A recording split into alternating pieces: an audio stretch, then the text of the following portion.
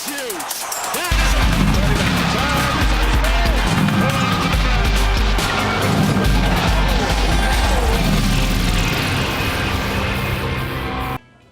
Well, of course, the Lions may have been enjoying a fruitful time in Super Rugby, but there are still certain issues that need addressing. One of them is the integration of Black Africans into the senior team, with most of the focus surrounding Soweto. Quotas and transformation remains a hot topic in South African rugby, and perhaps no more prevalent than in this famous old sport. The likes of Howard Mnisi, Kotnel Skosan and Lionel Mapwe are the only Black Africans within the first team for the Lions. what a deep drive by the Lions. The question is, why is it so difficult to find more Black Africans, especially in a place like Soweto? Golden Lions President Kevin de Klerk believes the challenges are there and that the targets won't be met in the short term from a realistic point of view. And the whole objective is to try and keep the show on the road. This is your flagship, number one. Even our clubs have been struggling immensely, which is a great source, a great area for development as well. I must share with you that we traditionally had a few of our traditional clubs that would go out and in fact bus a lot of the players of colour into their facility to come and participate and to try and help. But the mechanisms that we are trying extremely hard to close those gaps, but it's never enough. We have to continue working harder and harder each day to make that happen.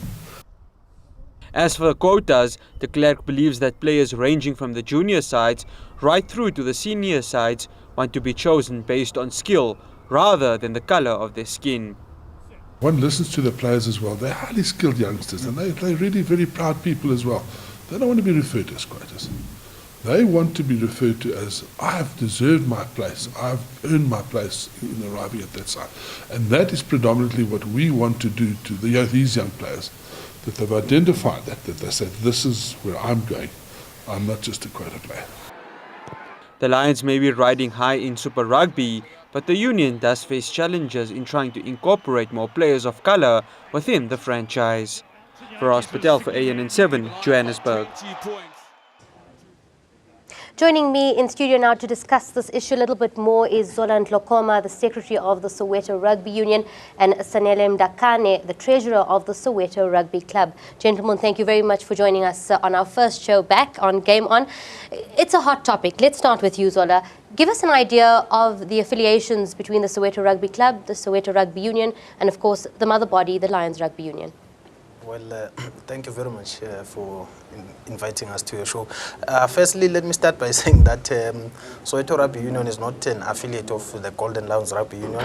We are a standalone union. We are as equal as the Golden Lions Rugby Union or any other union in the country. We've registered ourselves last year, September.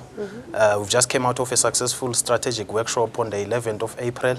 Now we are on a stage whereby now we're starting to implement some of the components that we adopted or that were endorsed by the 11th of April strategic workshop. Sanele, and then who do you form part of? Are you part of the Soweto? Are you part of the Soweto Rugby Union or the Golden Lions Rugby Union? I would say that's a tricky question because I have to be diplomatic in answering that.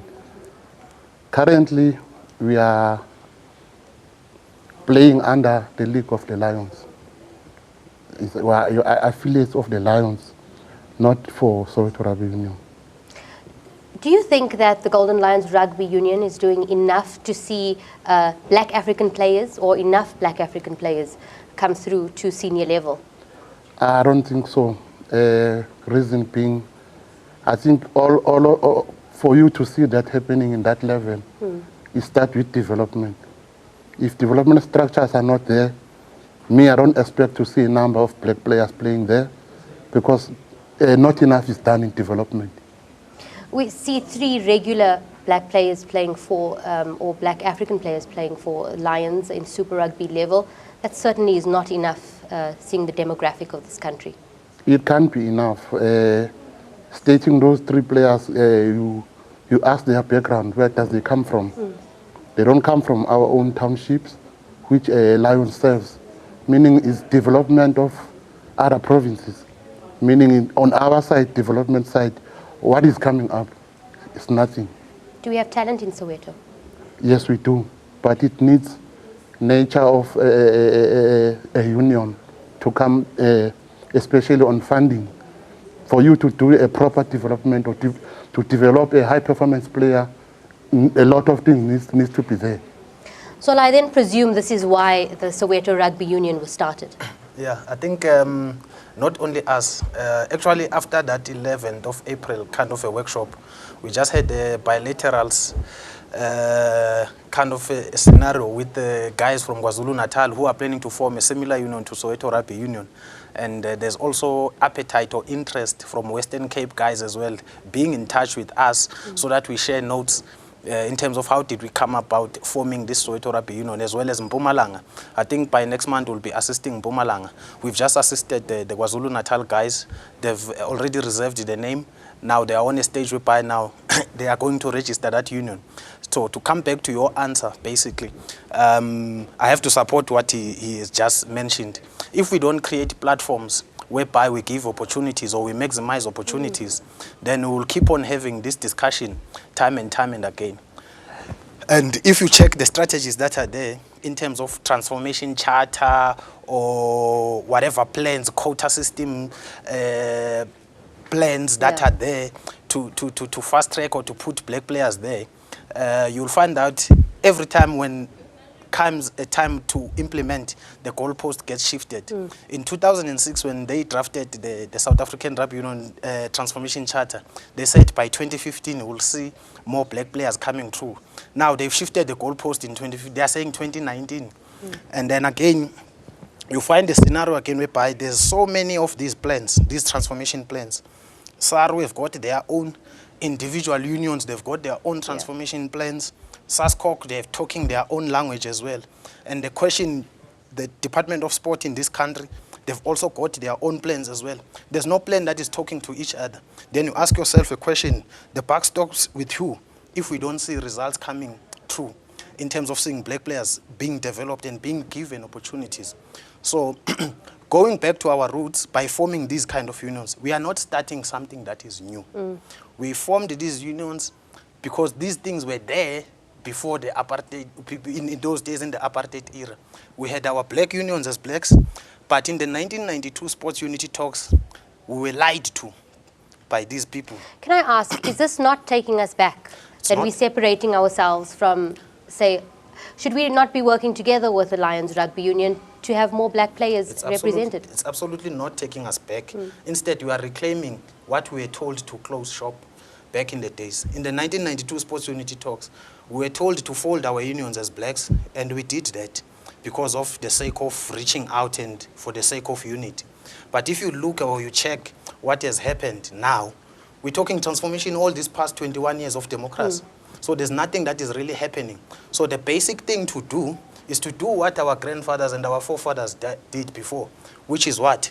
They had their Transvaal Bantu Rugby Union back in the days, which is coming back now as Soweto Rugby Union. This is not something new. In the Eastern Cape, they had Kwaru. Kwaru is still there, but it's still there as a name in the Eastern Cape. That now is just a name that is handled by 5 or 6 individuals, but there's no union. So the issue is, how do we assist now those people from those provinces to revive that? Then we create that platform. Probably now, maybe SARU will listen and government will listen. Let me ask you, Sanele, when we spoke to Kevin de Klerk, he said that the School of Jabulani in Soweto is one of the schools that the Lions Rugby Union helps and assists and hopes to get black players from. It's not enough that they are just funding one school. You'd probably have a better understanding of what needs to be done at grassroots level. Tell us a bit about that. I think on that one we have to be clear first, because myself, I come from that school. I played there, and what I see now in Jabulani, there's no field first. Sure. I don't know when he's saying they are supporting, which game took place there, and when was that. I stay around the area, I don't know anything. Maybe if you can mention Jabulani Rugby Club, not as a school. As a school, there's nothing going on there. I think that school died a slow death 5 years back, where there's no activity happening anymore. So when there is development, I think one should ask, maybe show us maybe the proof of one match which took place there, or where did that school play? It never happened in Soweto. Jablan is around Soweto. It's still our area. We should be getting players from that school, and we are not getting anything from them. It's a sort of misconception that kids in townships are only interested in football. Can I presume that there is a lot of interest in rugby in schools around Soweto? There is a lot, but remember, comparing soccer with rugby, soccer is mostly easy to play. You just need a soccer ball to play. Remember, this sport is expensive, number one. For you to participate in that level, there's certain equipment you need to get there, of which is what is expected from the unions, of which is not, they are not delivering. Hence, you see, there's not a lot of rugby played in townships, not only in Soweto, because this problem is not only in Soweto. You can go to any township around South Africa.